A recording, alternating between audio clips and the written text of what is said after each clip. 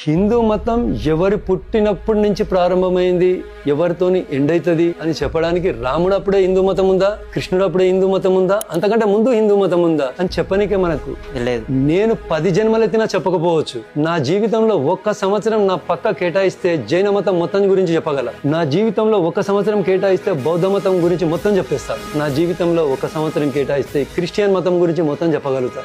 నా జీవితంలో 1 సంవత్సరం తీసేస్తే సిక్ మతం గురించి మొత్తం చెప్పగలుగుతా. నేను 10 జన్మలెత్తిన హిందూ మతం గురించి చెప్పలేను. అది ఒక తాన స్టార్ట్ అయ్యి ఒక తాన ఎండ్ అయింది కాదు అని ఆవిడతో చెప్పడం జరిగింది. నువ్వు గణేశుని గురించి అడుగు, వినాయకుని గురించి మాత్రం చెప్తా. ఇంకేమన్నా డౌట్ అడుగు చెప్తా, కానీ హిందూ మతం గురించి చెప్పంటే ఏడ స్టార్ట్ చేస్తే నేను ఎక్కడ ఎండ్ చేయాలి అన్న తర్వాత ఆవిడ ఏం మాట్లాడలేకపోయింది. వినాయకుని గురించి అడిగింది, వినాయకుని గురించి చెప్పిన తర్వాత ఆవిడతో ఒక మాట అడిగింది. మీరు 12 సంవత్సరాల నుంచి ఇండియాకి వచ్చారు, హిందూ మతం గురించి రీసెర్చ్ చేస్తారు మీరు. మేడం, 12 సంవత్సరాలలో మీకు ఒక్కసారి కూడా హిందూ మతం గురించి రీసెర్చ్ చేస్తున్నాను, మీరు హిందూగా మారాలని ఎప్పుడు అనిపించలేదా మీకని అడిగింది. ఆమె ఫస్ట్ షాక్ అయింది.